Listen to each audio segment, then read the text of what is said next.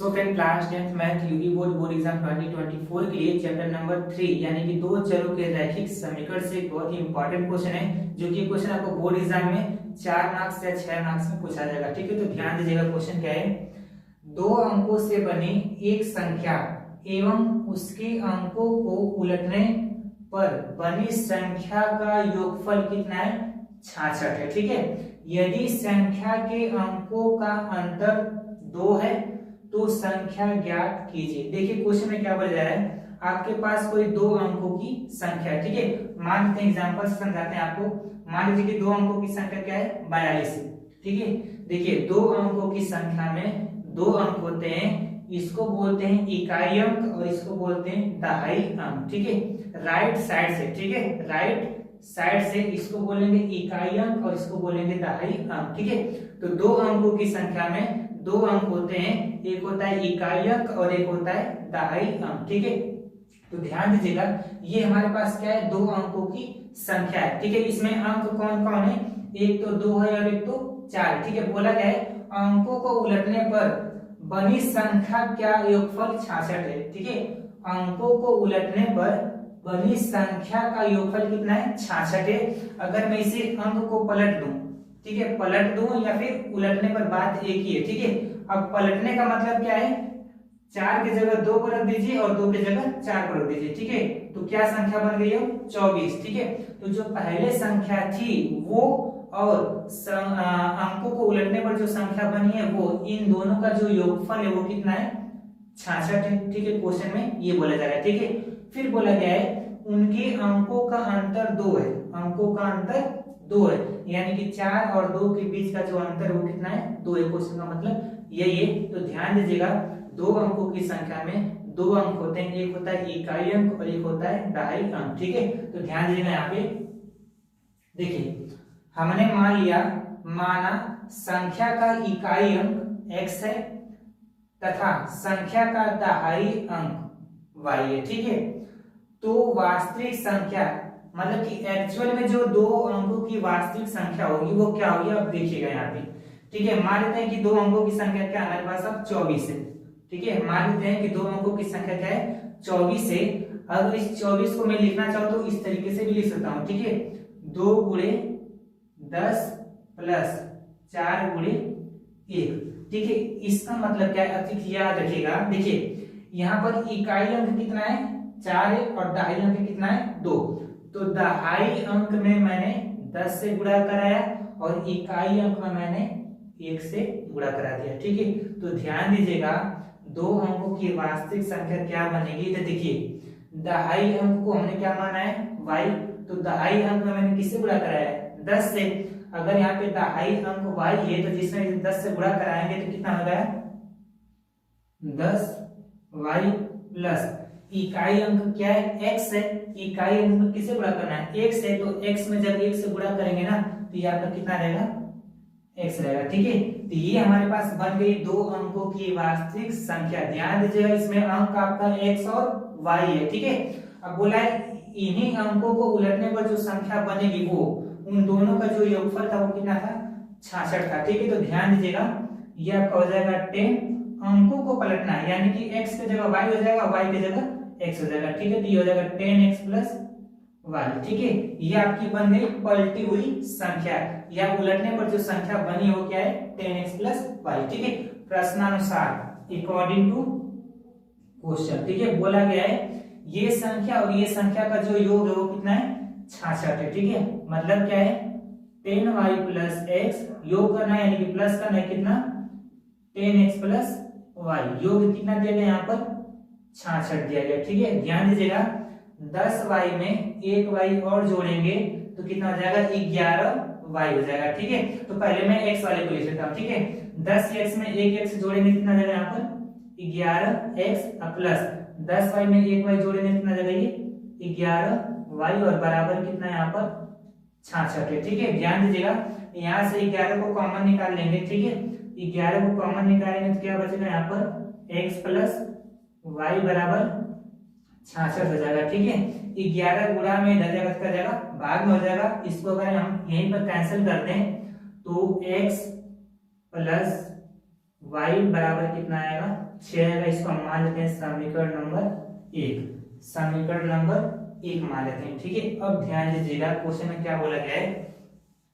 ठीक है, क्वेश्चन में बोला गया था उनके अंकों का अंतर कितना है 2 है। ठीक है, जैसे अगर मैं आपको समझा दूं, यहाँ पर एक 24 ले लीजिए और एक 42 ले लीजिए। ठीक है, तो ये हमारे पास क्या है 2 अंकों की वास्तविक संख्या है। ठीक है, अब बोला इनके अंकों का अंतर 2 है, तो हो सकता है कि 2 में से 4 घटेगा तो 2 का अंतर हो, या तो हो सकता है 4 में से 2 घटेगा तो 2 का अंतर हो। ठीक है, लेकिन याद रखिएगा जब भी अंकों का अंतर देगा तो आप आपको 2 समीकरण बनाना पड़ेगा। ठीक है, देखिए मैं x और y तो मान लिया ना, लेकिन हो सकता है इसमें x वाला अंक बड़ा हो और y वाला अंक छोटा हो। ये भी तो हो सकता है कि y वाला अंक बड़ा हो और x वाला छोटा हो। इस वजह से क्या करना है 2 समीकरणों को बनाना पड़ेगा। ठीक है, देखिए हमारा अंक क्या है x और y है, तो पहले मैं मान लेता हूं कि x बड़ा होगा और y छोटा होगा। ठीक है, उस स्थिति में क्या होगा x माइनस वाई बराबर 2 हो जाएगा। ठीक है, क्योंकि अंकों का अंतर कितना था 2 था। इस समीकरण को मैं मान लेता हूं समीकरण नंबर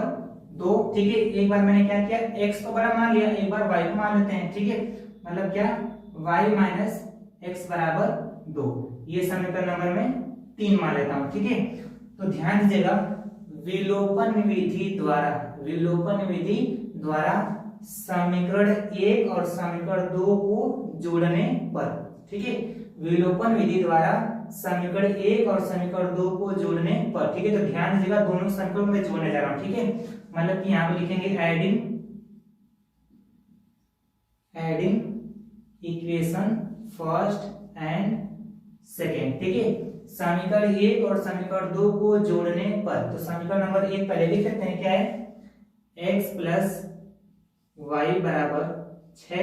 ठीक, और समीकरण नंबर 2 क्या है x माइनस वाई बराबर 2 है। ठीक है, तो ध्यान दीजिएगा जब 2 समीकरण को जोड़ते हैं तो साइन चेंज नहीं करते हैं। ठीक है, ये प्लस में y है और ये माइनस में होगा। ठीक है, तो प्लस माइनस ये क्या होगा कट जाएगा। ठीक है, x प्लस 6 मिलके कितना हो जाएगा यहाँ पर 2x इज इक्वल टू में 6 प्लस 2 कितना हो गया 8 हो जाएगा। ठीक है, यहाँ से जो x की वैल्यू आएगी वो कितनी आएगी 4 आएगी। ठीक है, x का वैल्यू कितना आ गया 4 आ गया। अब हमें चाहिए y की वैल्यू। ठीक है, तो x का मान उठा करके समीकरण नंबर 1 में रख दीजिए या फिर समीकरण नंबर 2 में रख दीजिए, वहां से आपको x की वैल्यू मिल जाएगी। ठीक है, तो यहाँ पे लिख देते हैं पुट इन इक्वेशन फर्स्ट। ठीक है, x का जो मान आया है उसको मैं समीकरण नंबर 1 में रख देता हूं। ठीक है, तो ध्यान दीजिएगा समीकरण नंबर 1 यहाँ पर है। ठीक है, समीकरण नंबर 1 क्या हम लोग का x प्लस वाई बराबर 6। ठीक है, और x का मान कितना है 4, तो 4 प्लस वाई बराबर 6 हो जाएगा। तो y बराबर क्या होगा 6 माइनस 4, तो फाइनल y इज इक्वल में कितना आएगा 2 आएगा। ठीक है, तो y का मान कितना आ गया 2 आ गया। ठीक है, अब ध्यान दीजिएगा। ठीक है, पहले मैंने क्या किया था समीकरण 1 और 2 को हल किया था ना, अब क्या करेंगे समीकरण 1 के साथ समीकरण 3 को हल करेंगे। ठीक है, तो ध्यान दीजिएगा समीकरण 1 और 3 को जोड़ने पर, समीकरण 1 और 3 को जोड़ने पर। ठीक है, यहाँ पे लिख देते हैं एडिंग। ठीक है, adding equation first and third. ठीक है, समीकरण 1 और 3 को जोड़ने पर। क्यों जोड़ रहे हैं ये ध्यान दीजिएगा। तो यहाँ पर देखिए x किस में प्लस में और यहाँ पर x किस में माइनस में। ठीक है, तो दोनों को जब जोड़ेंगे ना तो x की टर्म कैंसिल हो जाएगी। ठीक है, तो ध्यान दीजिएगा पहले समीकरण नंबर 1 लिख लेते हैं यहाँ पे। ठीक है, ये हो जाएगा x प्लस वाई बराबर 6, समीकरण नंबर 1 हो गया। समीकरण नंबर 3 को मैं थोड़ा सा चेंज करके लिख देता हूँ। ठीक है, देखिए माइनस का x है ना, इसको मैं पहले लिख देता हूँ। ये माइनस का x और ये प्लस का कितना जाएगा y का बराबर कितना है 2 है। ठीक है, जब 2 समीकरण को जोड़ेंगे तो साइन चेंज करेंगे नहीं। ठीक है, तो प्लस माइनस की वजह से ये x की टर्म क्या हो जाएगी कैंसिल। ठीक है, तो y plus Y is equal to कितना जाएगा ये 2y इज इक्वल टू में कितना जाएगा ये 8। ठीक है, तो y की वैल्यू यहाँ पर कितनी आ जाएगी y इज इक्वल टू कितना आ गया 4 आ गया। ठीक है, अब चाहिए x की वैल्यू। ठीक है, तो ध्यान दीजिएगा y की वैल्यू उठा करके इक्वेशन नंबर फर्स्ट में पुट कर दीजिए या फिर थर्ड में पुट कर दीजिए। ठीक है, वहां से निकल जाएगा आपका। तो यहाँ पे लिख देते हैं पुट पुट इक्वेशन फर्स्ट। तो इक्वेशन नंबर फर्स्ट पहले लिख लेते हैं। यहाँ पे इक्वेशन नंबर फर्स्ट क्या, ध्यान दीजिएगा, x plus Y is equal to में कितना है 6। तो ये x प्लस वाई, वाई का मान कितना है 4 आया, ठीक है, बराबर कितना है 6। तो x बराबर क्या हो जाएगा 6 माइनस 4। तो फाइनल x का मान कितना आ गया 2 आ गया, ठीक है।